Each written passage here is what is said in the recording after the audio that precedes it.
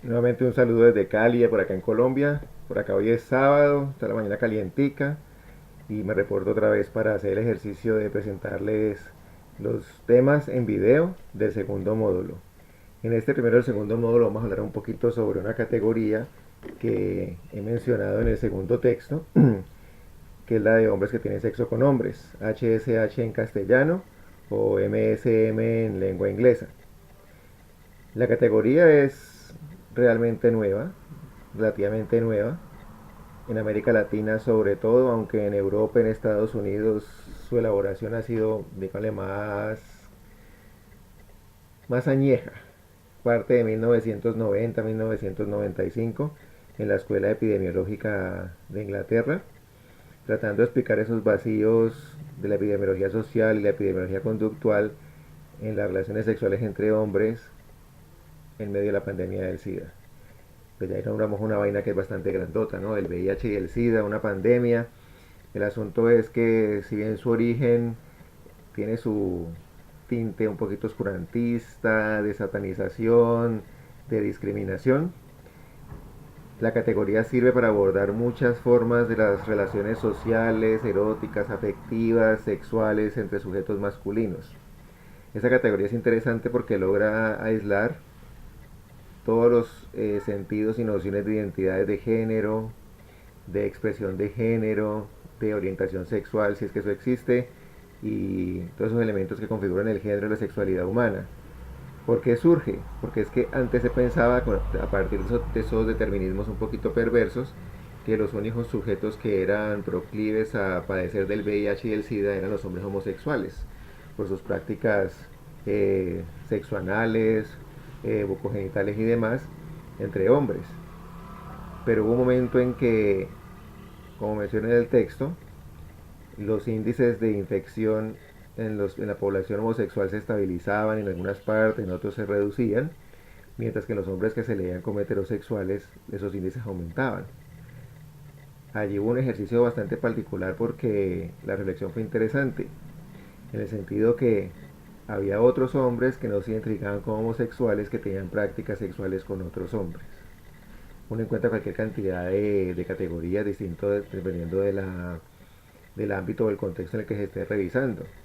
Por ejemplo, hombres gay, hombres homosexuales, hombres bisexuales, hombres heterosexuales que no se leen como homosexuales ni como bisexuales, hombres heterosexuales con prácticas negativas hacia el sexo con otros hombres, pero con el licor o con drogas como lubricantes sociales hacen ese ejercicio, otros con actitud, hombres que se leen como heterosexuales con prácticas heterosexuales, pero una actitud positiva a las prácticas homosexuales, pesa la identidad.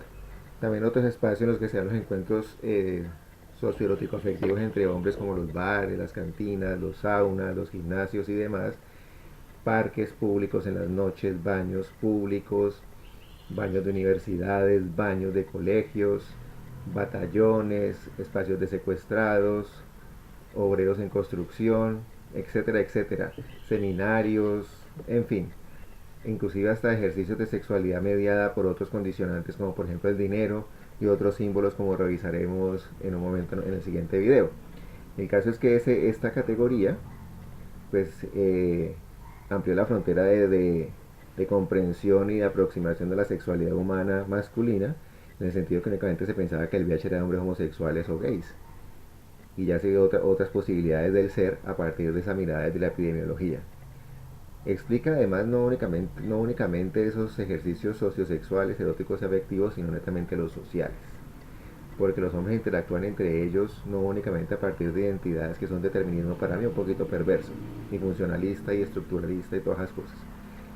Porque la mirada que se hace de esa categoría amplía la frontera más allá de las identidades y las prácticas sexuales, permitiéndole a la academia, a la sociedad, inclusive a la ciencia médica y demás, no generar esas brechas aisladas, eh, partiendo de campañas dirigidas únicamente a hombres homosexuales, sino que hay que mirar otras posibilidades. Aquí en Colombia, por ejemplo, a los hombres heterosexuales, con conductas heterosexuales, pero con prácticas homosexuales, se les llama cacorros. Y como digo yo, los cacorros también tienen derechos. Y los cacorros también son seres humanos que también sienten. Son sujetos sexuales, sexuados, afectivos y sociales que en última se relacionan con otros seres, ya sea en lo sexual o en lo simbólico, en lo erótico o en lo afectivo, de manera circunstancial, coyuntural o estructural, pero es parte de la realidad humana y son cosas que no se pueden pensar en nichos aislados. Insisto, si en la categoría hombres que tienen sexo con hombres son categorías que es una categoría que surge desde la epidemiología, en términos del análisis social, la considero bastante poderosa para poder abordar sujetos de manera diferenciada y no tan cargada de estructura. Muchas gracias.